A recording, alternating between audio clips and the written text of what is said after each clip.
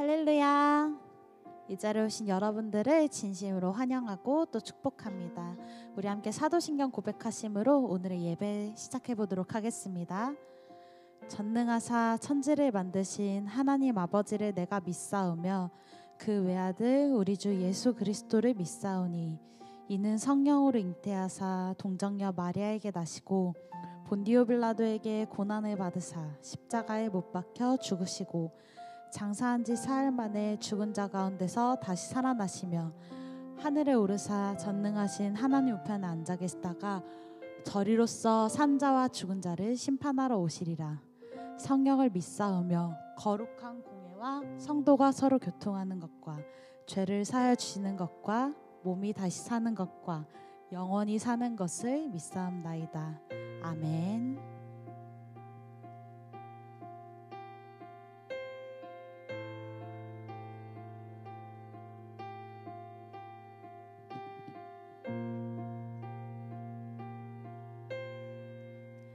내 영혼의 그 깊은 데서 맑은 가락이 울려나네.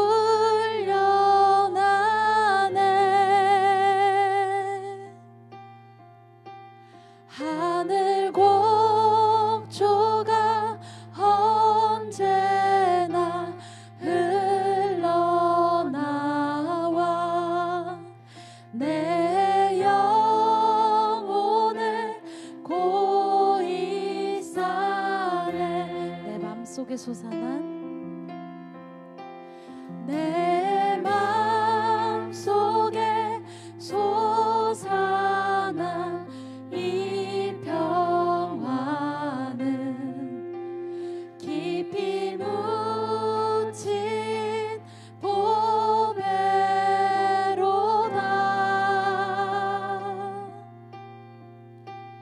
나의 보화를 캐내어 가져갈 자 그 누구라 안심일세. 평화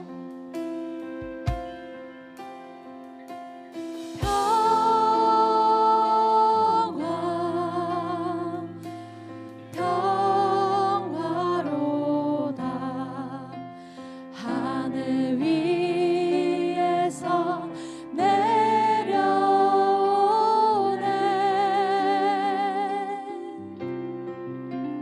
그 사랑의 물결이 영원토록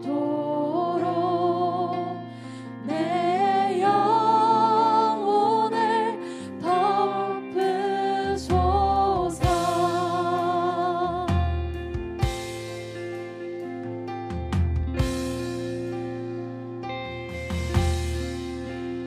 우리를 위해 이 땅에 평강의 왕으로 오신 그 주님을 오늘 이 자리에서 우리 함께 찬양할 수 있길 원합니다. 내 영혼에 내 영혼에 평화가 넘쳐나는 주의 축복을 받음이라.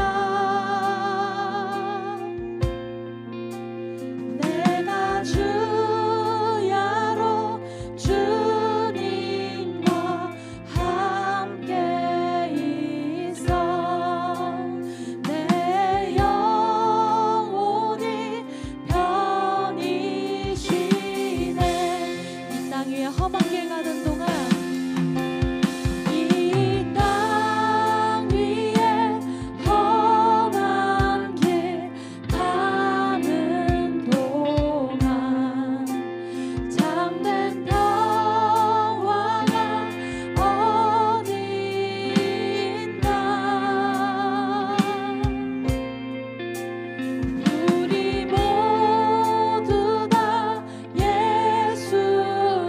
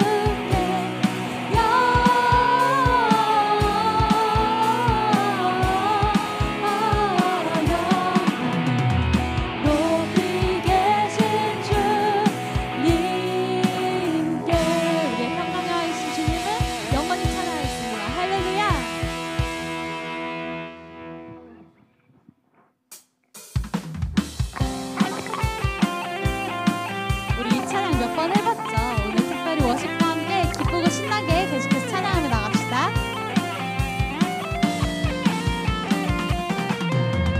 내 안에 부어주소서 성령의 충만한 기름을 내 안에 충만케 하소서 성령의 기름으로 내 안에 부어주소서 성령의 충만한 기름을 내 안에 충만케 하소서 성령의 기름으로 내게 기름 가득할 때 주의 복음 전할 수 있네 내게 기름 가득할 때 주의 사랑 베푸네 그날에 우리 주님께서 밤중에 찾아오실 때 기름 준비된 자만이 잔치자리 들어가네 그날에 우리 주님께서 밤중에 찾아오실 때 기름 준비된 자만이 잔치자리 들어가고 다시 한번 처음부터 할까요?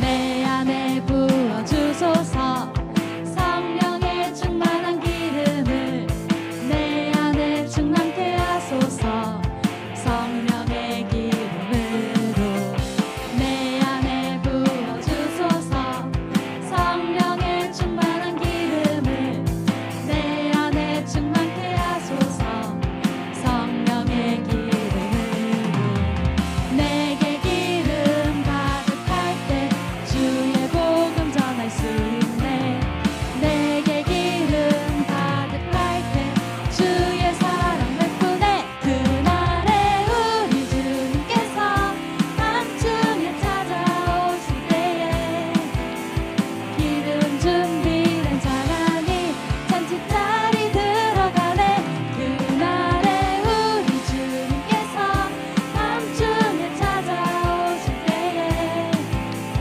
기름 준비된 자만이 잔치자리 그날에 우리 주님께서 밤중에 찾아오실 때에 기름 준비된 자만이 잔치자리 들어가네 그날에 우리 주님께서 밤중에 찾아오실 때에 기름 준비된 자만이 잔치자리 들어가네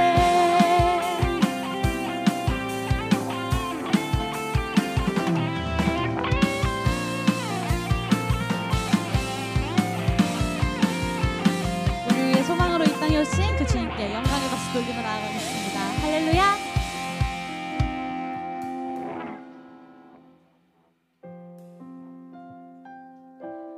대림절 두 번째 주입니다. 이번 주에 콘티를 준비하면서 하나님 이 땅에 어떤 마음으로 그 아들을 보내셨을까라는 생각을 해봤는데 저로서는 잘 이해가 되지 않더라고요. 가장 높은 자리에서 가장 낮은 자리로 굳이? 라는 생각을 했습니다. 잘 이해가 되지 않고 인간의 생각으로는 그런 선택을 하지 않았을 것 같은데 하나님이 얼마나 죄인된 우리를 사랑하셨으면 그렇게 하셨을까라는 생각이 들더라고요. 저는 감히 상상할 수도 측량할 수도 없는 크신 사랑임을 믿습니다. 그리고 죄인된 우리를 위하여 가장 중요하고 가장 소중한 독생자를 우리에게 주신 그분의 사랑을 오늘 우리가 이 자리에서 다시 느끼며 정말 진심으로 그 주님께 영광과 감사의 찬송을 올릴 수 있는 시간이 되길 소망합니다.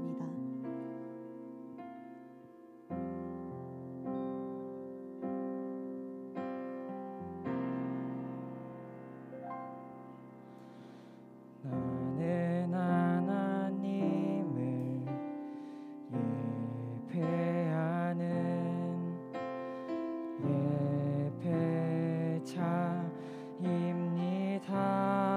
예배자입니다. 내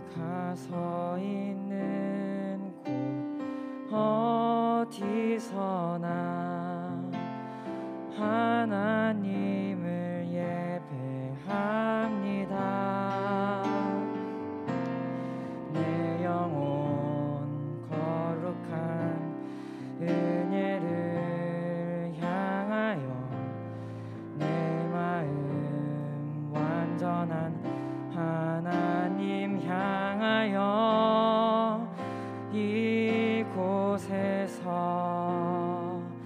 바로 이 시간 하나님을 예배합니다.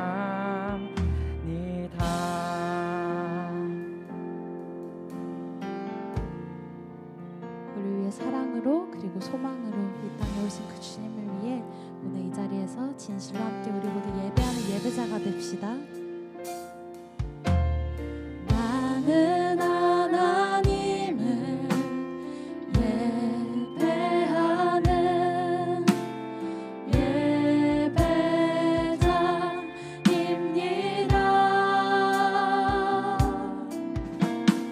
내가 서 있는 곳 어디서나 하나님을 예배합니다. 내 영혼 거룩한 은혜를 향하여 내 마음 완전한 하나님 향하여 이곳에서 바로 이 시간 하나님을 예배합니다. 다시 한번 처음부터 찬양합시다. 나는 하나님을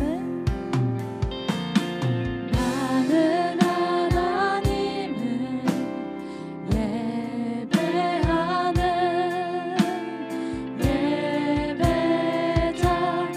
예배자입니다. 주님 그렇습니다. 내가 서 있는 곳 어디서나 하나님을 예배합니다. 내 영혼 거룩한 은혜를 향하여 내 마음 완전한 하나님 향하여 이곳에서 바로 이 시간 하나님을 예배합니다. 내 영혼 거룩한 은혜를 향하여 내 영혼 거룩한 은혜를 향하여 내 마음 완전한 하나님 향하여 이곳에서 바로 이 시간 하나님을 예배합니다. 우리의 마음에 다시 결단하며 나아갑시다. 내 영혼 거룩한 은혜를 향하여 내 마음 완전한 하나님 향하여 이곳에서 바로 이 시간 하나님을 예배합니다. 우리 이 시간 함께 기도하시며 나아가겠습니다. 우리를 위해 평강의 왕으로 오시고 우리의 독생자 예수 그리스도를 이 땅에 주신 그 주님을 내가 간절한 마음으로 기다리길 원합니다. 가장 거룩한 자의 모습으로, 가장 진실된 예배자의 모습으로 주님 오심을 기다리길 소망합니다. 아버지, 내가 정말 간절한 예배, 진실된 예배, 참된 예배를 주님께 드릴 수 있도록 아버지 함께하여 주시옵소서. 오늘 이 시간 가운데 임하신 그 주님을 기억하며 함께 기도하시며 나아가겠습니다.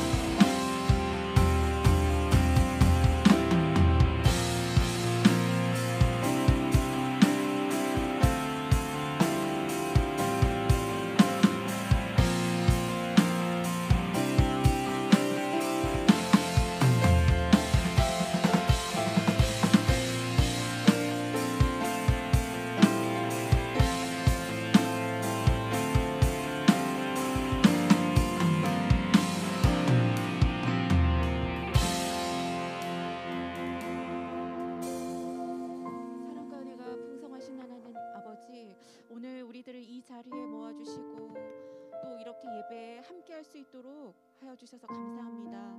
하나님, 우리의 부족한 능력으로는 하나님께 갈 수가 없고 우리의 부족한 능력으로는 아무것도 할 수가 없습니다. 그러나 하나님, 우리에게 길을 열어주셨고 생명의 문을 열어주셨고 하나님께 기도하고 말씀을 들을 수 있는 힘을 주셨습니다. 하나님, 이 자리에 참여하는 우리 모든 학생들과 선생님들께 하나님의 능력과 사랑이 충만하기를 간절히 간구합니다. 이 예배에 참여하는 모든 친구들이 정말 마음과 몸을 다하여서 이 예배에 함께 할 수 있도록 도와주세요. 이 예배 시작부터 마치는 시간까지 성령님의 충만하신 능력이 우리를 감아주시고 정말 딴 생각이 날지라도 그 생각 다 접게 하여 주시고 다른 어떤 중요한 것들이 있을지라도 하나님의 말씀을 듣고 찬양하는데 집중하게 도와주세요. 하나님을 오늘 정말 사랑한다고 고백하는 이 시간이 될 수 있도록 인도하여 주시고 말씀을 통하여서 우리 영혼이 더욱더 풍성하여지는 역사가 이 시간 나타나길 원합니다. 이 모든 것들 다 맡기며 그 귀하신 예수 그리스도 이름으로 기도드렸습니다. 아멘.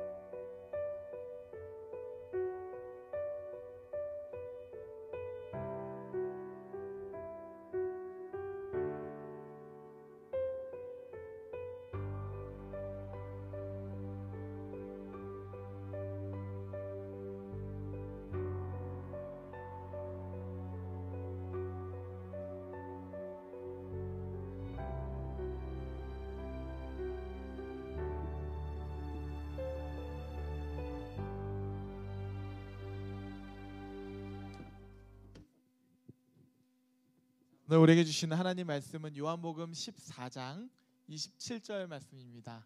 한 구절인데요. 요한복음 14장 27절 말씀 우리 한 목소리로 우리 한 번에 딱 맞춰서 한번 읽어보도록 하겠습니다. 시작. 평안을 너희에게 끼치노니 곧 나의 평안을 너희에게 주노라. 내가 너희에게 주는 것은 세상이 주는 것과 같지 아니하니라. 너희는 마음에 근심하지도 말고 두려워하지도 말라. 아멘. 할렐루야. 네, 오늘은 그 대림절 두 번째 설교 평화의 왕을 맞이하라라는 제목으로 하나님 말씀 전하도록 하겠습니다. 영상에서 두 번째 초를 킨 것처럼 우리 1976 콜에도 두 개의 초가 이렇게 환하게 피어져 있어요. 첫 번째 초는 소망을, 예수님의 오심이 소망을 가리키는 그런 상징이라면, 두 번째 오늘의 초는요, 우리에게 오시는 그 예수님은 평화의 왕이시다라는 평화를 담고 있는 두 번째 초입니다. 오늘 이 초를 키면서 말씀을 전할 때에 예수님의 평화가 여러분들의 마음과 생각 가운데 가득 이렇게 채워지기를 주님의 이름으로 축복합니다. 자, 우리 지난주에 대림절에 대해서 배웠죠. 대림절은 기다릴 때, 임할임. 그러니까 예수님께서 임하시는 것을 기다리다라는 그런 뜻이죠. 그래서 성탄절을 기점으로 4주간 동안 우리가 예수님을 기다리는 영적인 그런 순례의 기간을 갖는 것이 바로 대림절이다, 이렇게 할 수가 있습니다. 그래서 혹시 잘 기억하나 한번 확인 좀 해볼까요? 이 대림절을 상징하는 색깔이 있는데 무슨 색깔일까요? 그렇죠. 보라색이죠. 그래서 앞에 보면 초도 약간 보라색 계열로 있고요. 목사님도 오늘 특별히 넥타이를 약간 보라색 계열이 있죠. 이 넥타이가 목사님이 결혼을 할 때 샀던 그 넥타이예요. 그래서 굉장히 그 블링블링하고 그 굉장히 오래된 그 넥타이라 이제 좀 잘 안 하게 되었는데, 대림절이라서 어떤 넥타이를 할까 보라색 결이 이거밖에 없더라고요. 그래서 오늘 그 마음을 좀 담아서 그래서 대림절을 또 목사님이 좀 생각을 해봤습니다. 우리 지난 주일날 그 교회 곳곳마다 이렇게 대림절을 상징하는 그런 상징들이 있다 그랬죠. 그래서 그걸 찍어서 사진을 보낸 친구들은 이렇게 시상을 하겠다고 했는데 어떤 사진들이 당첨이 됐나 한번 확인을 하고 말씀을 나누도록 하겠습니다. 자, 첫 번째 사진, 네, 첫 번째 사진은 바로 2층에 있는 아름다운 이런 트리를 준비한 친구인데요. 아마 본인은 누군지 알 것 같아요. 나중에 오늘 예배가 끝나면 그 시상에 맞는 선물을 핸드폰으로 발송하게 됩니다. 자, 두 번째 사진은 바로 본당에 그 내려가기 전에 위를 이렇게 꾸며놨죠. 이걸 통해서 예수님의 오심을 곳곳마다 이렇게 이정표처럼 가리키고 있는 거예요. 세 번째 사진, 본당의 그 가장 그 큰 틀이죠. 이건 아주 감각 있게 좀 찍어서 보낸 것 같아요. 자, 그리고 네 번째, 이건 누군지 알 것 같은데요, 그렇죠? 그 주인공이 있네요. 오늘 지민이가 혹시 지금 왔나요? 아, 오늘 못 왔군요. 꽝이네요 그러면. 지민이는 이렇게 채색을 입혔고, 이 친구는 그 양으로 승부를 보더라고요. 그래서 5가지를 찍어가지고 보낸 민재라고 이야기를 해야 될까요? 자, 그래서 이 5명은 오늘 예배 후에 핸드폰으로 발송을 하도록 하겠습니다. 자, 이렇게 대림절을 교회 곳곳마다 상징을 하면서 예수님의 오심을 가리키고 있는 거예요. 우리가 말씀을 듣기도 하지만 보기도 하고 생각도 해보고 또 이렇게 입체적으로 말씀을 묵상하면서 예수님의 오심을 생각해 보는 거죠. 오늘도 이렇게 두 번째 초를 켜면서 하나님의 말씀을 함께 나누기를 원합니다.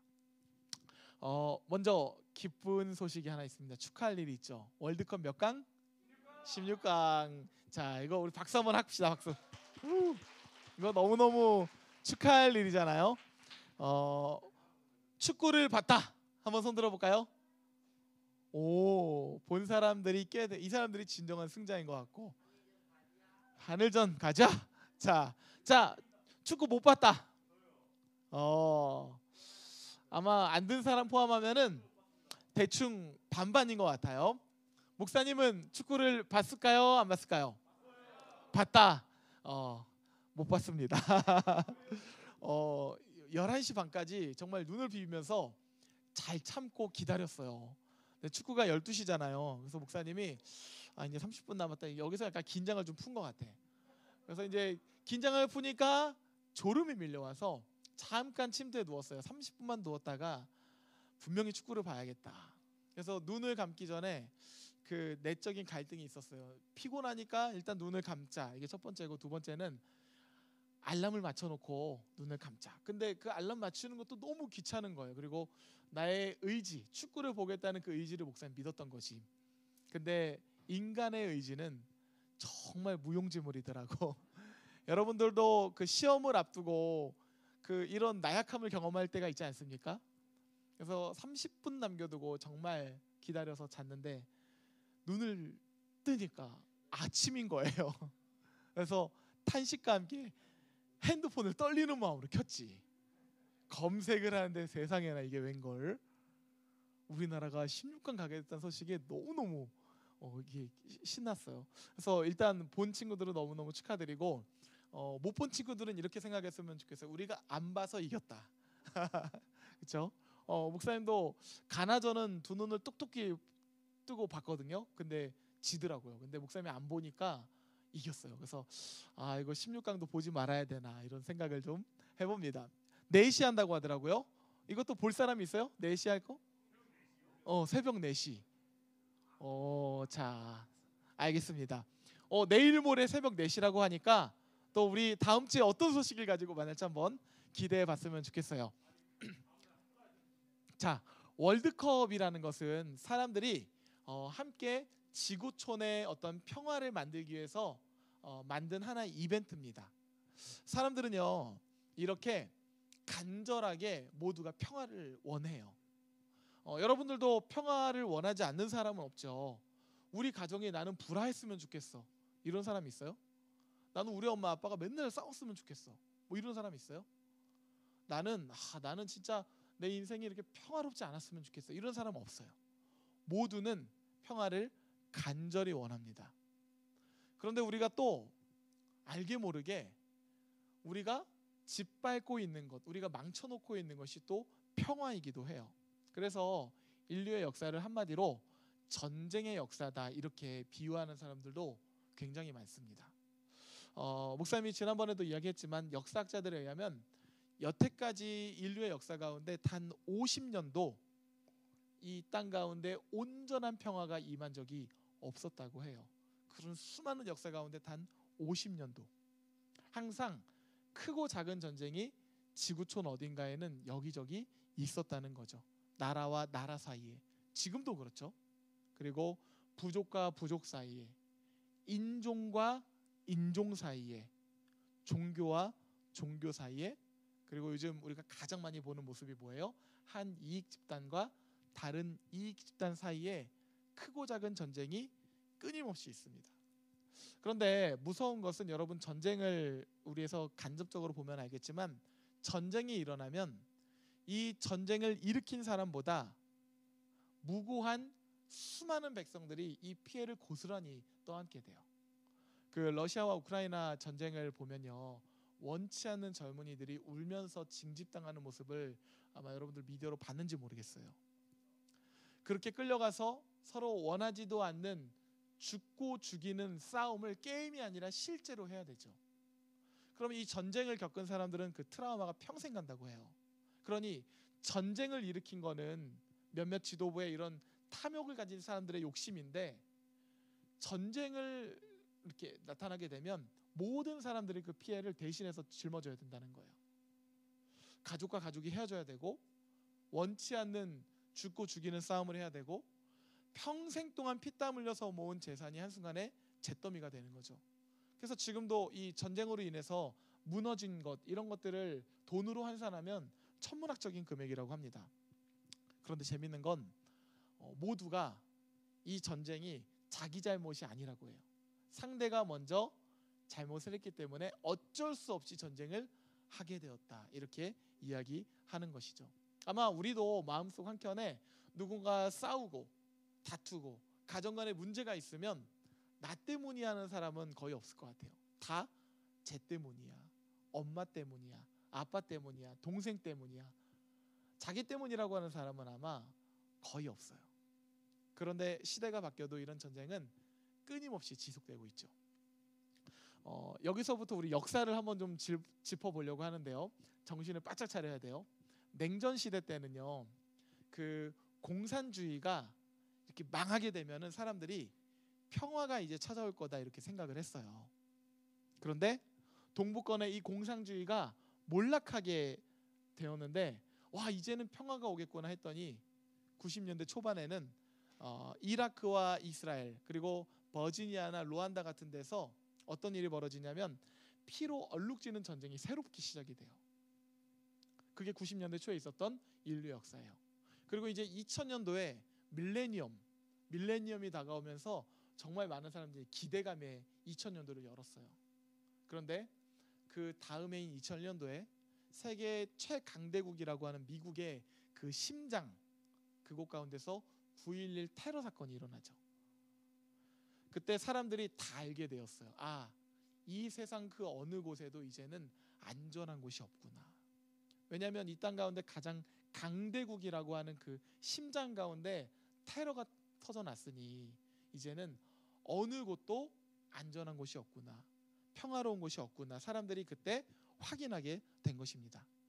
그리고 이런 후세인 같은 중동의 독재자들이 자꾸 문제를 일으키는 거예요. 그래서 저 사람들만 좀 없어지면 이제는 이런 아랍이라든지 중동의 아름다운 봄이 오겠구나, 이런 생각을 했어요. 그랬더니 그런 사람들이 없어졌더니 더 괴물 같은 뭐 아이시스라든지 탈레반 같은 이런 단체들이 일어나서 더 많은 사람들을 괴롭히고 더 큰 전쟁들을 발발했던 것이죠. 이게 바로 우리의 인류의 이런 근대 역사예요. 그래서 이런 역사들을 사람들이 경험하면서 사람들이 나름대로 평화를 갖기 노력을 합니다. 여러분들도 어떤 문제가 있으면 저것 좀 없어졌으면, 저것만 없어지면, 저것만 해결되면 문제가 다 해결될 것 같지 않습니까?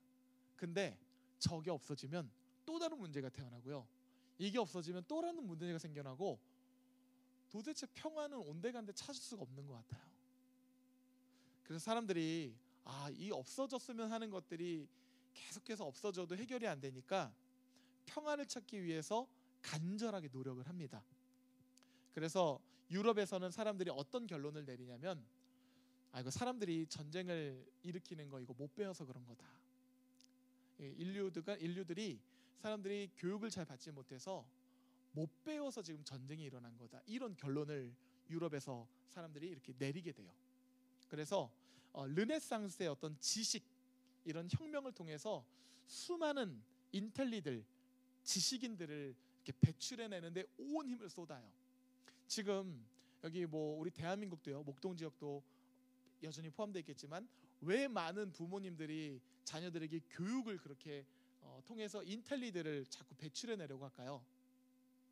인텔리들이 배출이 되면 무언가 될 거라는 기대감이 있기 때문에 그래요.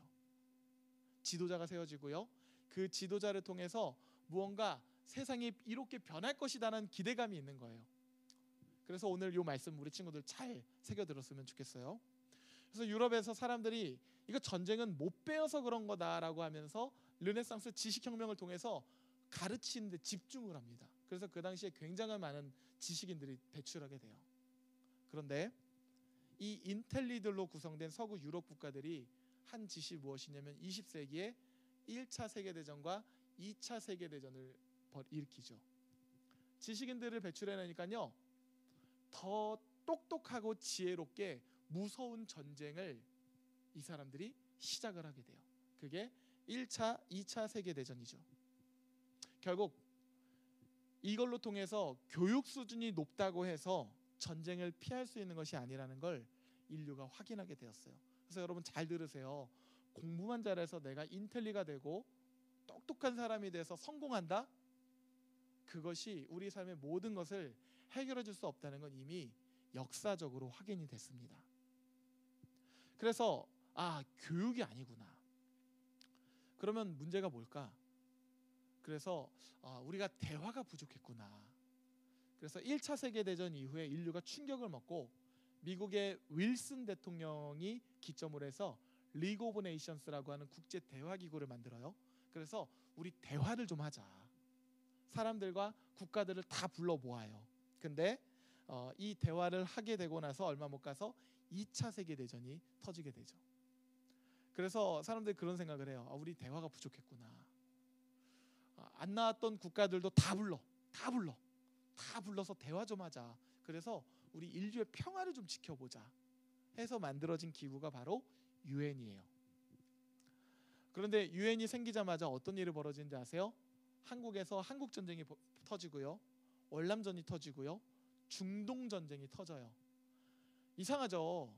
평화를 좀 지켜보겠다고 우리가 무언가를 하면 할수록 풍선효과처럼 여기저기서 전혀 다른 작용들이 계속해서 터져나는 거예요. 오늘날 유엔이 세계 평화를 지키겠다고 장담할 수 있는 사람은 이제는 단 한 명도 없는 것처럼 이렇게 느껴집니다. 그런데 이렇게 국가와 국가 간의 전쟁만이 전쟁이 아니죠. 총과 칼을 들지 않았을 뿐이지 우리 이 작은 대한민국 안에서도 얼마나 많은 전쟁이 있습니까? 선거철만 되면요, 영남과 호남권이라고 하는 지역 전쟁이 눈에 보이지 않게 서로를 죽일 듯이 달려들죠. 이념 전쟁, 진보와 보수가 피 터지게 싸우고요. 그래서 청소년들이 그 부모님들의 모습을 보면서 자기들도 알게 모르게 선입견을 갖게 되는 걸 목사님이 이렇게 보여지더라고요. 가진 자와 못 가진 자가 싸우고요, 기성세대와 신세대가 싸우고요, 가정에서는 어떤 싸움이 있습니까? 엄마와 아빠가 싸우고요, 부모와 자녀가 싸우고요. 요즘 뉴스만 틀면 어떤 사건이 나와요? 기업의 노사 갈등이 끊임없이 나와요. 그래서 계속해서 파업을 하고 있고, 정부는 이걸 어떻게 해결해야 될지 고민을 하고 있고, 모든 게 다 전쟁인 것처럼 느껴집니다. 여러분들에게도 한번 물어볼까요? 여러분들 지난 몇 달 동안 나는 그 누구와도 어떠한 갈등도 없이 어려움 없이 완벽한 평화 속에서 지냈다라고 생각하는 사람 혹시 있으세요? 이것이 바로 우리의 모습이고 인류의 모습이다라는 것이죠. 그만큼 화평하는 것은 쉽다, 어렵다? 어렵다. 대단히 어렵다. 인간적인 방법으로 평화를 가져오는 거 인류가 계속 해봤는데 어렵다는 게 끊임없이 확인이 되고 있죠.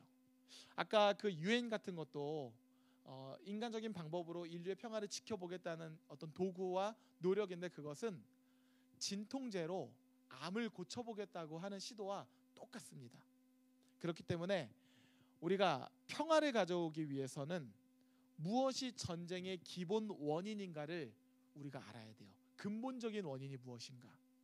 성경은 모든 전쟁의 원인을 인간의 마음속으로부터 시작된다고 지적하고 있습니다.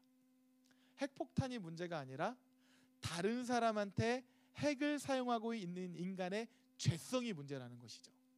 우리가 총칼을 들고 싸우기 전에 이미 우리 마음 가운데서 죄성이 움직여서 누군가를 미워하고 누군가를 죽이고자 하는 마음이 먼저 시작되었다는 거예요. 그리고 그것이 발현되는 것이 총칼을 들고 싸우는 것으로 나타나는 것이죠. 야고보서 4장 1절 말씀 아주 중요한 말씀인데 우리 다 함께 읽어보겠습니다. 큰 목소리로 시작.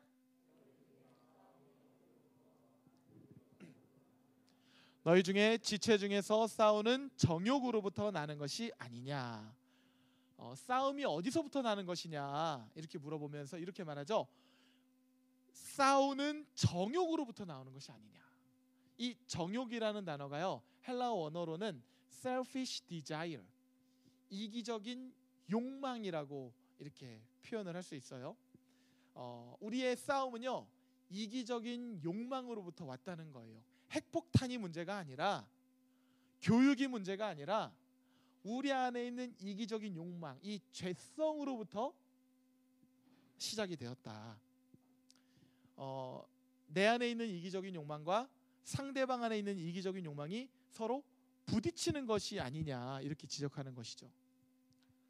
인간의 죄가 시끄럽게 시작되었습니다. 아담과 하와가 선악과를 따먹게 되죠. 그것은 하나님과 같이 되고자 하는 어떤 이기적인 욕망, 뒤틀린 욕망으로부터 시작이 된 것이에요. 그래서 죄의 핵심은요, 죄의 핵심은 무엇이냐면 자기 자신을 하나님의 자리로 올려두려고 하는 이기적인 욕망, 뒤틀린 욕망으로부터 시작된 것이 바로 죄의 핵심입니다. 그래서 죄는요 우리를 어떻게 만드냐면 무엇이 옳고 그르냐로 따지는 것이 아니라 무엇이 나에게 이익이 되느냐로 우리의 눈을 가려버려요. 무엇이 나에게 이익이 되면 옳든지 옳지 않든지 그건 필요 없다는 거죠. 죄성이 우리 마음 가운데 selfish desire, 이게 욕망이 되면 그것이 도덕이든 윤리든 규범이든 심지어 하나님 말씀이든 다 필요 없다는 거예요. 나에게 이익이 되지 않으면 의미가 없다는 것이죠. 이게 바로 죄의 핵심이에요. 남이 어떻게 되든 남은 상관없고 이게 나에게 이익이 되느냐, 내 뜻이 관철되어야만 하느냐, 이것이 중요하니까 거기서 전쟁이 벌어진다는 것이죠. 여러분 생각해 보세요. 좋은 건 내가 다 가져야 되고, 좋은 건 내가 더 빨리 가져야 되고, 그리고 좋은 건 내가 어떻게 해서든 가져야 되는데, 이렇게 생각하는 사람 두 사람만 모아두면 전쟁이 시작되는 거예요. 전쟁은요 사람이 많이 필요하지도 않습니다. 이기적인 욕망을 가진 두 사람만 모아두면 전쟁이 시작되는 거예요. 왜요? 둘 다 내가 더 빨리 가져야 되고 더 많이 가져야 되고 내 뜻만 관철돼야 되니까, 그리고 상대방이 어떻게 되든 그건 상관없으니까. 그러니 이게 해결이 안 되는 거죠. 여러분들도 오늘 말씀을 들으면서 한번 생각해 보셔야 돼요. 내가 왜 친구들과의 관계 가운데 자꾸 관계가 깨지는지, 왜 우리 가정에는 화평이 없는지, 왜 내 마음 가운데는 평안함이 없는지 한번 생각해 보세요. 자세히 생각해 보면 그 근본적인 이유가 어디에 있는지 금방 떠오르게 될 것입니다. 그런데 오늘 본문 요한복음 14장 27절 예수님께서 이렇게 말씀하시죠. 한번 이것도 읽어볼까요? 시작.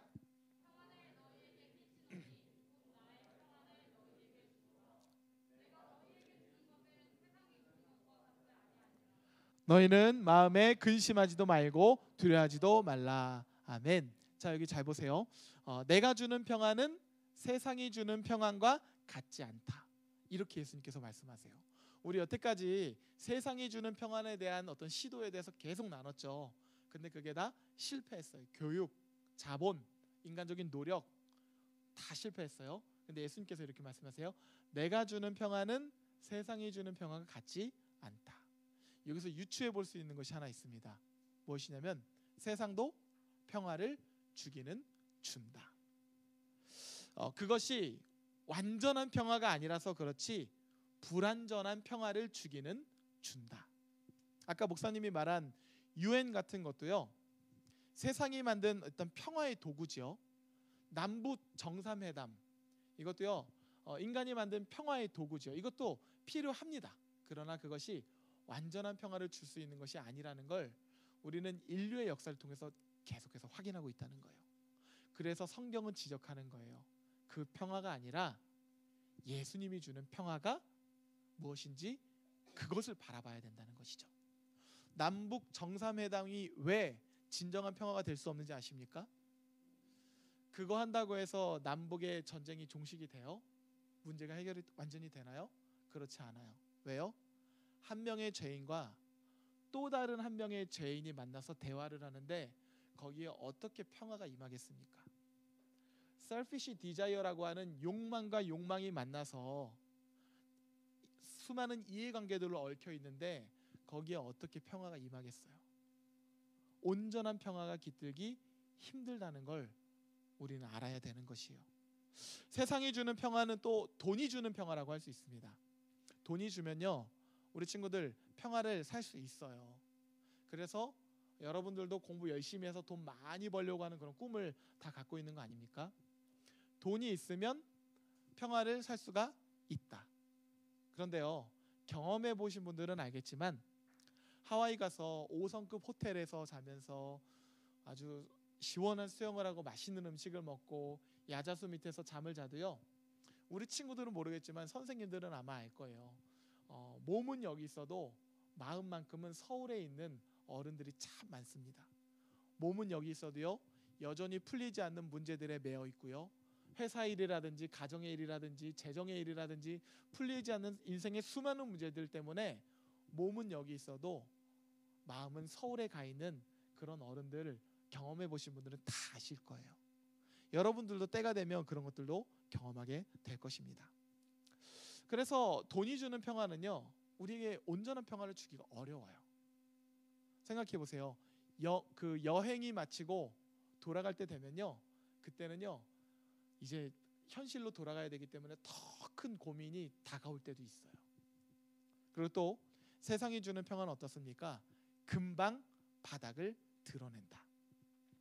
세상 사람은 조금만 화가 나거나 상처를 입으면 어제는 막 황홀하다가도 하루아침에 금방 평화를 잃어볼 수가 있다는 것이죠. 반면에 예수님께서 오늘 말씀을 통해서 주시는 예수님의 말씀은 이런 가시적인 평안이 아니라는 것이에요. 그것은 어떤 폭풍 속에서도 흔들리지 않는 내면 세계의 깊은 평안함을 주신다는 거예요. 그래서 예수님이 그 파도가 막 흔들리고 배가 뒤집힐 것 같은 그 뱃속에서 제자들이 두려움을 떨 때 예수님을 깨우잖아요. 그때 예수님께서 두려워하지 말라 하면서 바다를 꾸짖으시죠. 예수님이 말하는 평안은 이런 폭풍이 없는 것이 아니라 폭풍 가운데서도 우리 내면에 예수님이 주시는 깊은 평안이 임하는 것을 오늘 본문에서 말하는 것이에요. 그래서 목사님 한번 따라해 보세요. 샬롬. 샬롬. 우리 옆 사람과 한번 샬롬 이렇게 인사해 볼까요? 샬롬. 샬롬. 이 샬롬은요. 구약에서 평화라는 단어가 히브리어 원어로 샬롬이라고 하는데요. 이 샬롬은 하와이에 가서 평안하게 누워있는 그런 평화를 말하는 것이 아니라 우리가 하나님으로 인해서만 얻어지는 깊은 내면의 어떤 평안함을 의미해요. 그래서 여러분 찬송가 가운데 그런 찬송 아세요? 내 영혼이 은총 입어 중한 젖은 벗고 보니 슬픔 많은 이 세상도 기쁨으로 화하도다. 이런 고백을 하는 거예요. 높은 들이나 거친 들이나 초막집이나 궁궐이나 내 주 예수 모신 곳이 그 어디나 하늘나라. 이런 놀라운 고백을 하는 거예요. 하와이만 가서 평화가 아니라 막 모든 것이 다 해결이 돼서 평화가 아니라 초막집이든 궁궐이든 슬픔 많은 이 세상이든 예수님이 나에게 평화를 깊이 내어줄 때 어느 곳에서도 나는 하나님의 평화를 누리고 있다라는 그 고백을 뱉어내고 있는 것이죠. 여러분의 삶은 어떻습니까? 오늘 말씀을 통해서 우리는 좀 우리의 모습을 해석해 봐야 돼요. 왜 내 모습에 우리 가정 가운데 요즘 이렇게 평화가 없을까? 혹시 좀 해석이 되십니까? 우리가 예수님의 십자가로부터 멀어져 있기 때문에 그래요. 예수님은 하나님과 우리의 관계 그리고 이웃과의 관계를 해결하시기 위해서 십자가에서 죽으심으로 이 모든 전쟁들을 종식시키셨다고 성경은 말해요. 그리고 그 은혜로 말미암아 우리가 평화를 누리게 되었다. 그래서 사도 바울은 목회 편지를 쓸 때 항상 이렇게 편지를 합니다. 한번 따라해 보세요. 은혜와 평강이 너에게 임할지어다. 한 번도 이 순서가 뒤바뀐 적이 없어요. 먼저는 은혜고요. 두 번째는 평강이에요. 은혜가 임하면 하나님의 평강은 자연스럽게 임한다는 것이죠. 우리의 삶 가운데 왜 이렇게 전쟁이 끊이지 않을까? 우리의 가정이 왜 이렇게 갈등이 치닫을까? 왜 나는 수많은 삶 가운데 전쟁이 이렇게 멈추지 않을까? 예수님께서 우리의 전쟁을 종식시키기 위해서 내어주신 십자가의 은혜가 있는데 그 은혜로부터 우리가 멀어져 있기 때문에 우리의 삶 가운데 끊임없는 전쟁들이 시작되는 것이죠. 우리가 십자가로 가까이 나아가고 십자가의 은혜가 우리 안에 임하기 시작하면 은혜와 동시에 평강이 임하게 되는 줄 믿으시기 바랍니다. 아담과 하와가 선악과를 따먹고 가장 먼저 행한 게 있어요. 그게 무엇이냐면 죄 때문에 선악과를 먹게 되었어요. 전쟁이 나 때문이라고 얘기하는 게 아니에요. 하와 때문이라는 거예요. 여러분, 혹시 여러분의 수많은 문제 가운데 내가 아니라 엄마 때문에, 아빠 때문에, 친구 때문에, 쟤 때문에 자꾸 남 탓하는 그런 마음들이 내 마음 가운데 있습니까? 그러면 우리의 모습을 잘 성찰해 봐야 돼요. 정말 저 사람 때문인가? 오늘 성경은 이렇게 이야기하죠. 내가 십자가의 은혜로부터 멀어져 있기 때문이다. 그러면 정리를 해볼까요? 인류 가운데 전쟁이 멈출 수 있는 유일한 평화는 무엇입니까?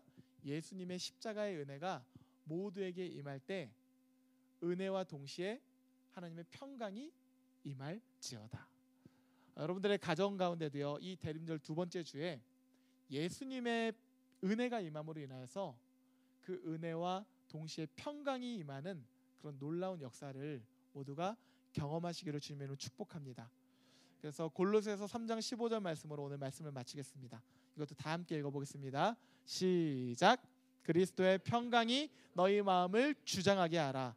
너희는 평강을 위하여 한 몸으로 부르심을 받았나니 너희는 또한 감사하는 자가 되라. 아멘. 그리스도의 평강이 너희의 마음을 주장하게 하라. 예수님의 십자가로 가까이 나아가라는 거예요.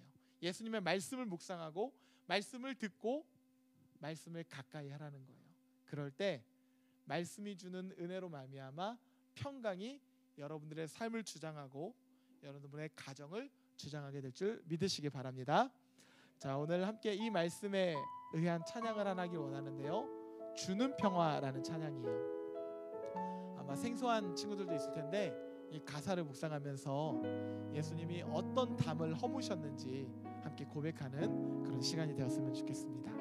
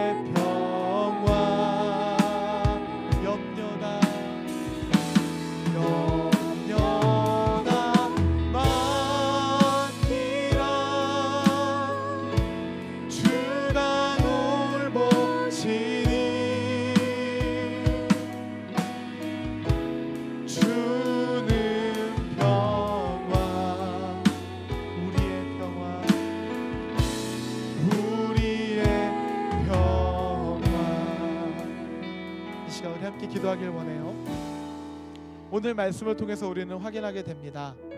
교육도, 재물도, 권력도, 명예도, 그 무엇도 이 땅에 평화를 가져올 수 없습니다. 그러나 예수님의 십자가의 은혜가 모두에게 임하면 그 놀라운 은혜로 인하여 평화가 임하게 될 줄 믿습니다. 하나님, 우리 가정 가운데 또 내 삶 가운데 벌어지는 수많은 전쟁들을 바라보면서 나를 바라보지 못하고 남 탓만 하였는데, 하나님, 오늘 말씀을 들어보니 이 전쟁의 실체를 알게 되었습니다. 내 안에 이기적인 욕망이 끊이지 않고 내 안에 하나님의 은혜와 멀어져 있는 모습이 아버지 보이기 시작했습니다. 이 시간 기도할 때 하나님께로 더 가까이 우리를 이끌어 주셔서 십자가의 은혜로 인하여 평강을 살아갈 수 있도록 인도하여 주시옵소서. 우리 그렇게 주님의 이름 한번 외치고 기도하며 나가겠습니다. 주여, 하나님, 오늘 주님의 말씀을 우리에게 허락하여 주시고 아버지, 이 예배를 통하여 우리의 내면을 바라볼 수 있도록 주장하여 주시니 감사합니다. 하나님, 오늘 말씀을 들어보니, 오늘 말씀 앞에 우리의 모습을 비추어 보니 아버지, 뒤틀린 욕망들이 보입니다. 뒤틀린 욕망들이 보입니다. 주님, 하나님 자리에 나의 욕망을 대신하려고 하는 우리의 우매함이 보입니다. 하나님, 나의 이 잘못된 모습을 긍휼히 여겨주시고 하나님의 사랑으로, 하나님의 십자가의 은혜로 아버지, 우리의 욕망을 눈 녹듯이 녹여주시고 하나님의 사랑으로 가득 채워 주시옵소서. 주님의 은혜로 거듭 믿습니다. 하나님, 오늘 말씀의 거울 앞에 비춰보았더니 하나님의 은혜가 있어야 할 자리에 뒤틀린 욕망들이 가득 채워져 있는 것을 바라보게 됩니다. 그것은 미국과 유럽과 중동 가운데 참혹하게 벌어졌던 전쟁터와 같은 모습이 우리 마음 가운데도 동일하게 벌어지고 있는 것입니다. 하나님, 남을 탓하고 다른 사람을 미워하고 시기하고 질투하고 내 뜻만 관철되기를 원했던 이 모든 뒤틀린 욕망들을 이 시간 하나님의 은혜로 덮어주셔서 십자가의 은혜로 눈 녹듯이 녹여 주시옵소서. 십자가로부터 멀어져 있는 우리의 모습이 있다면 이 대림절 두 번째 기간을 지나며 십자가로 더 가까이 나아가게 하시고 하나님의 은혜와 동시에 평강을 누리는 하나님 나라의 백성들이 되게 하여 주시옵소서. 오늘 주님의 말씀을 묵상하며 결단합니다. 결단하는 모든 이들 가운데 하나님의 은총을 내려 주시옵소서. 또한 아버지, 이 시간 주님께 귀한 예물 드렸습니다. 이 예물이 하나님 나라의 귀한 예물로 쓰임받게 하시고 이 땅의 수많은 전쟁들을 막아서는데 사용되는 화목제물이 되게 하여 주시옵소서. 이제는 십자가로 모든 담을 허무사 우리를 화평케 하신 예수 그리스도의 은혜와 여호와 샬롬, 하나님 아버지의 크신 사랑하심과 우리의 연약함을 도우시는 성령님의 역사하심이 모든 담을 허물며 화평의 도구로 쓰임받기를 소망하는 모든 예배자들 가운데 영원히 함께 하시기를 간절히 축원하옵나이다. 아멘.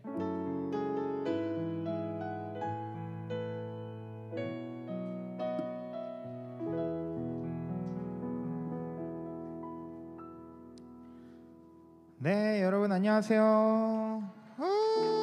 네, 너무나도 반갑습니다. 우리 대림절 2주차 우리가 지나고 있는데요. 몇 가지 광고 말씀 전하러 왔습니다. 먼저는요, 조금 시간이 지났지만 우리 갓생 챌린지 여러분 했던 거 기억나나요? 그 열심히 했던 반들을 이 시간 좀 시상을 좀 하려고 합니다. 그래서 우리 4개의 반이 있는데요. 이몽란 선생님, 장효성 선생님, 정주희 선생님, 송옥희 선생님, 이렇게 4반 우리 시상하도록 하겠습니다. 앞쪽으로 모시겠습니다. 박수! 네, 여러분, 시상의 기준은요, 여러분들이 잘 이렇게 한 것을 선생님들께 보내고 선생님들이 잘 취합해서 또 전도사님한테 보내줬거든요. 그거를 관련해서 시상합니다. 우리 장윤성 선생님 박수, 이몽란 선생님 박수. 우리 정주희 선생님 박수. 네, 좋습니다. 여러분들 이렇게 우리 여러 가지 챌린지들과 프로젝트를 할 때 잘 참여하면 또 반별로 맛있는 회식을 할 수 있도록 우리 지원을 하니까 여러분 많은 참여 부탁드립니다. 두 번째, 우리 대림절 프로젝트 진행하고 있죠. 어떤 거 하고 있죠? 어떤 거 하고 있죠? 그렇죠. 예수님과 우리들의 이야기 프로젝트를 진행하고 있습니다. 지난주 어떤 프로젝트 했었죠? 우리 한 명의 친구에게 사랑을 나눠줄 수 있는 것을 저쪽에 우리 트리에다가 꾸며보았죠. 여러분 잘 진행했나요? 잘 진행했어요? 오케이, 좋습니다. 그러면요, 이번 주에는요 어떤 것들을 친구들에게 했는지 이 종이를 반별로 나눠줄 거예요. 그러면 이 종이에다가 적어보는 거예요.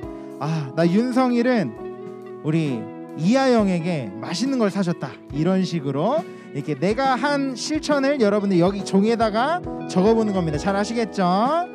그러면 우리 이번 주 두 번째 주 프로젝트를 또 알려드리도록 하겠습니다. 이 앞에 있는 종이 보이죠? 이 종이에다가 우리 적어볼 건데, 먼저는 이번 주는 가족들에게 우리의 사랑을 좀 전해보려고 합니다. 한 면에는요 우리 가족 전체 구성원들의 이름을 적어보고요, 뒷면에는 가족들에게 사랑을 전하는 한 가지 실천을 적어보는 거예요. 그 실천이 좀 평화를 줄 수 있는 실천이면 좋을 것 같아요. 예를 들어, 나는 이번 한 주간 동안 엄마의 말에 말대꾸하지 않겠다, 나는 아빠의 말에 순종을 해보겠다, 이런 식으로 우리 가정에 평화를 줄 수 있는 한 가지의 실천사항을 적어보는 겁니다. 그래서 똑같이 저쪽 트리에다가 반별로 모임한 다음에 붙여주시면 됩니다. 잘 아시겠죠? 네, 마지막 프로젝트입니다. 마지막은 지난주에 설명했듯이 우리 성경 암송 대회를 한다고 했는데 타이틀을 정했습니다. 타이틀을 천하제일 암송 대회로 여러분 정했습니다. 박수. 네, 좋아요. 그래서 대회 날짜는요 12월 25일 크리스마스 날 진행할 예정이고요. 어떤 걸 암송할까요? 한번 보여주시죠. 네, 이렇게 총 100가지의 성경 구절을 준비했습니다. 100가지의 성경 구절을 다 암송한 친구에게는요 엄청난 상품이 갈 텐데요, 이 구절 여러분들 지금 사진 찍어도 좋습니다. 지금 사진 찍어도 좋고 각 반 선생님들도 가지고 있으니까 아이들에게 보내주셔도 좋을 것 같습니다. 이 100가지 암송을 한 친구에게 어떠한 상품이 있냐, 여러분? 암송한 친구들과 함께 제주도 여행을 떠나려고 합니다. 엄청난 상품이죠. 항공권도 제공하고요, 여러분 숙박도 제공을 하고요, 제주도에서 누릴 수 있는 최고의 것들을 누릴 거니까 여러분 많은 참여와 또한 암송 부탁드리도록 하겠습니다. 잘 아시겠죠? 여러분 잘 아시겠죠? 여러분 한 3주 정도, 3주에서 4주 정도 남았는데 충분히 외울 수 있을 겁니다. 여러분 잘 아시겠죠? 12월 25일 예배가 끝난 후 진행되니까 기억해 주시면 감사하겠습니다. 그러면 우리 반별로 분방 공부 하도록 하겠습니다. 다음 주에 만나요. 안녕.